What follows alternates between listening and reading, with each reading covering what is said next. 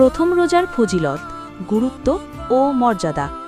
ইসলামে রমজানের প্রথম রোজা বিশেষ মর্যাদাপূর্ণ, কারণ এটি পুরো মাসের ইবাদতের সূচনা করে এবং বান্দাকে আল্লাহর রহমতের পথে এগিয়ে দেয়। ১. রহমতের দরজা খুলে যায়। রমজান মাস শুরু হলে আল্লাহর রহমত নাজিল হয়। কুরআনুল কারিমে বলা হয়েছে যে রমজান হল তাকওয়া অর্জনের মাস। প্রথম রোজাই সেই তাকওয়ার পথে প্রথম ধাপ। ২. গুনাহ মাফের সুযোগ। মুহাম্মদ সাল্লাল্লাহু আলাইহি ওয়াসাল্লাম বলেছেন, যে ব্যক্তি ঈমান ও সাওয়াবের আশায় রোজা রাখে তার পূর্বের গুনাহ মাফ করে দেওয়া হয়। সহিহ হাদিস অনুযায়ী প্রথম রোজা এই মাফের সূচনা। ৩. কোরআন নাজিলের মাসের সূচনা।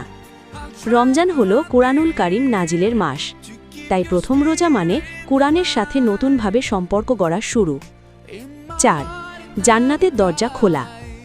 হাদিসে এসেছে, রমজান এলে জান্নাতের দরজা খুলে দেওয়া হয়, জাহান্নামের দরজা বন্ধ করা হয়, শয়তানদের শৃঙ্খলিত করা হয়।